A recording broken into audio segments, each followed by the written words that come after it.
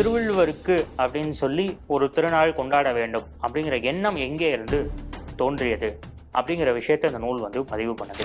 கருணாநிதி என்ன பண்றாரு, தை 1 அப்படிங்கிறது வந்து தமிழர்களுடைய புத்தாண்டு அப்படின்னு சொல்லிட்டு தை 2 வந்து திருவள்ளுவர் திருநாள் அப்படின்னு சொல்லி ஒரு அறிவிப்பை வந்து கொடுக்குறாரு. இதை பற்றி இந்த நூலாசிரியர் சாமி தியாகராஜன் ஐயா வந்து அவருக்கு சில மறுப்பை சொல்லி அவர் எழுதிய கடிதங்கள் என்ன, கட்டுரைகள் என்ன அப்படிங்கிறதெல்லாம் இந்த நூலில் வந்து பதிவு பண்றாரு. அவர் கிடைச்ச பதில் என்ன அப்படிங்கிறதையும் சொல்றார் கருணாநிதி தரப்புல இருந்து. மறுபடியும் இந்த திருவள்ளுவர் திருநாள் கழகத்தை வந்து ஆரம்பிக்கிறாங்க. அதாவது 1935 ஆரம்பிக்கப்பட்டு நடுவுல கொஞ்சம் கேப் விழுந்தது இல்லையா, கிட்டத்தட்ட கொஞ்சம் கேப்னு சொல்ல முடியாது, ஒரு நீண்ட இடைவெளி விட்டு போச்சு அந்த திருவள்ளுவர் திருநாள் கழகம்.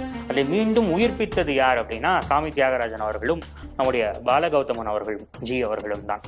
அதற்கு சில நம்பிக்கை துரோகங்கள்லாம் நடந்திருக்கு. அதையெல்லாம் இந்த நூல் வந்து ரொம்ப அழகா வந்து பதிவு செய்து, எல்லாமே வரலாற்று ஆவணங்கள் தான், இல்லை எதுவுமே கொஞ்சம் கூட பொய் கிடையாது.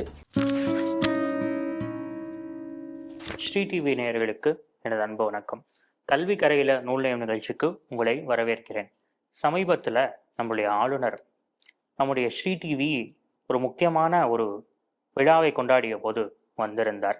இந்த ஸ்ரீ டிவியில் நீங்கள் பார்த்துருக்கலாம், நம்முடைய நண்பர்கள் பலரையும் இந்த நிகழ்ச்சிக்காக நான் வந்து அழைச்சிருந்தேன். இந்த நிகழ்ச்சி எதை பற்றியது அப்படின்னா, வள்ளுவருடைய பிறந்த நாள், அதாவது வைகாசி அனுஷத்தில் திருவள்ளுவருடைய திருநாள் வருகிறது. அந்த கொண்டாட்டத்திலே அதை ஆரம்பித்து வைத்து மிக அழகாக அதை நடத்தி ஒரு நல்ல செலிப்ரேஷன் நடந்தது.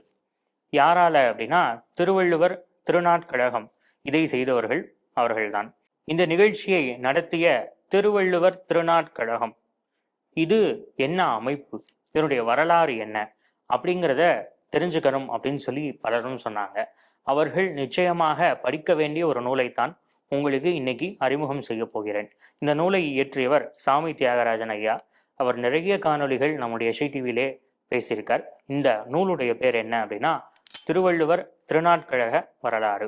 ரொம்ப எளிமையான ஒரு சிறிய நூல், எந்த ஒரு தேவையில்லாத விஷயமும் சொல்லாம நேரடியாக இந்த திருநாட்கழகத்துடைய வரலாறு என்ன அப்படிங்கிறத ஒரு ரொம்ப அழகான போக்கில் சொல்லக்கூடிய ஒரு நூல்.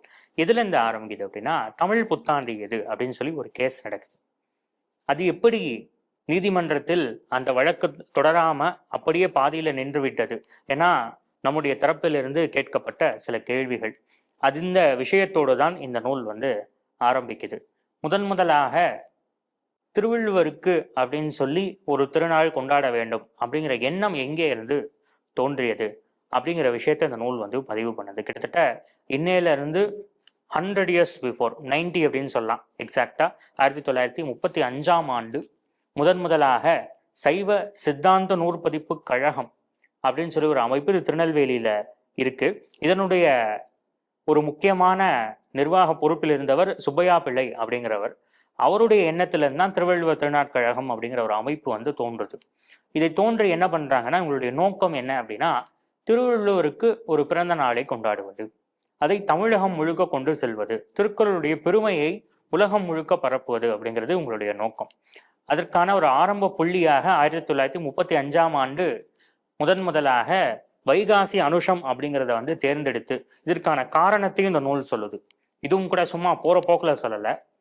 எல்லிஸ் அப்படின்னு சொல்லி ஒரு ஆங்கிலேயர், முக்கியமான ஒரு அதிகாரி, அவர் வந்து தமிழின் மீதும் அதே போல தமிழ் இலக்கியங்கள் சைவ சமயத்தின் மீதும் அவருக்கு ரொம்ப தீவிரமான அன்பு இருந்திருக்கு.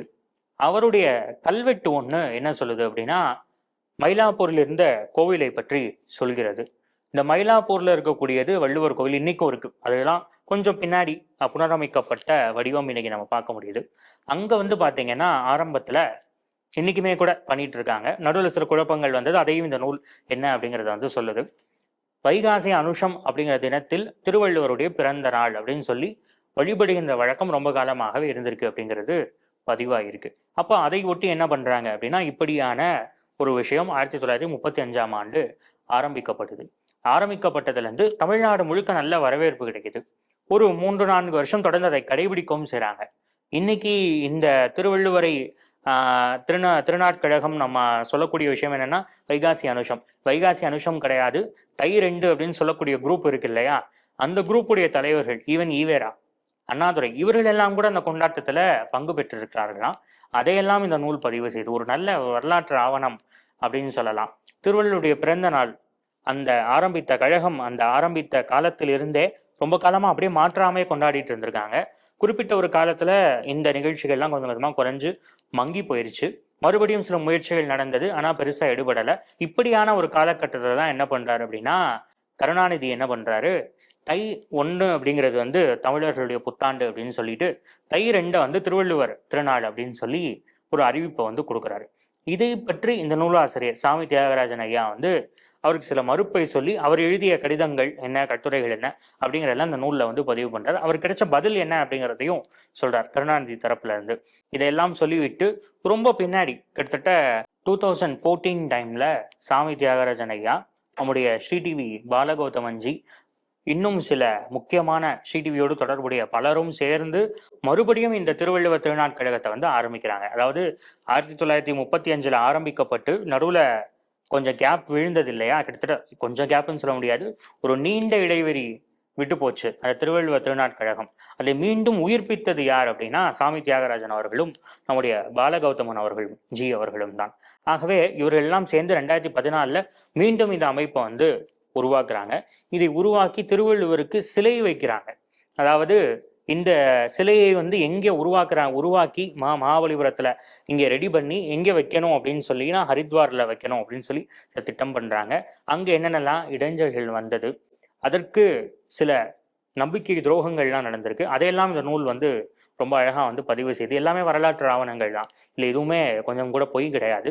நூலை கட்டாயமாக படிக்க வேண்டும். அப்போதான் வந்து நமக்கு பரந்துபட்ட பார்வை வந்து நமக்கு கிடைக்கும். எப்படியெல்லாம் நம்முடைய தரப்பிலிருந்து உழைத்திருக்கிறார்கள் சாமி தியாகராஜன் ஐயா போன்றவர்கள், எப்படியெல்லாம் இந்த திருவள்ளுவர் திருநாட் கழகம் அப்படிங்கிறது மறுபடியும் உருப்பெற வேண்டும், வைகாசி அனுஷம் என்பது தொடர்ந்து கொண்டாடப்பட வேண்டும், திருவள்ளுவருக்கு எப்படியெல்லாம் சிறப்பு செய்ய வேண்டும் அப்படிங்கிறதுக்கு உழைச்சிருக்காங்க அப்படிங்கிறது தெரியும்.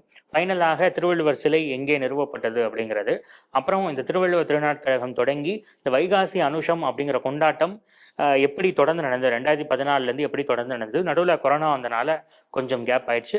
அது முடிஞ்ச பிறகு இப்போது மறுபடியும் நடந்து கொண்டே இருக்கிறது. இந்த ஆண்டும் கூட சமீபத்துல நடந்தும் கூட நன்றாக நிறைவடைந்தது. நம்முடைய கவர்னரும் கலந்து கொண்டு அதில் சிறப்பித்தார். இப்படியாக வள்ளுவருக்கு என்று அவருடைய முறையான சரியான பிறந்த நாள், இதுதான் நமது நம்பிக்கையின் அடிப்படையில் மரபின் அடிப்படையில் வைகாசி அனுஷம் என்பதுதான் வள்ளுவருடைய திருநாள். இதை கொண்டாடுவதற்கென்றே உருவாக்கப்பட்ட ஒரு அமைப்பு கடந்த நூற்றாண்டில் தொடங்கப்பட்டு நடுவே தொய்வடைந்து மீண்டும் மறுமலர்ச்சி அடைந்து அது எப்படியெல்லாம் திருவள்ளுவருக்கு தொண்டு செய்து கொண்டிருக்கிறது அப்படிங்கிறதை மொத்தமாக ஒரு சுருக்கமான வரலாறாக தெரிந்து கொள்வதற்கு திருவள்ளுவர் திருநாட்கழக வரலாறை நூலை நான் உங்களுக்கு சஜஸ்ட் பண்றேன். மீண்டும் ஒரு நல்ல நூலோடு சந்திப்போம். நன்றி, வணக்கம்.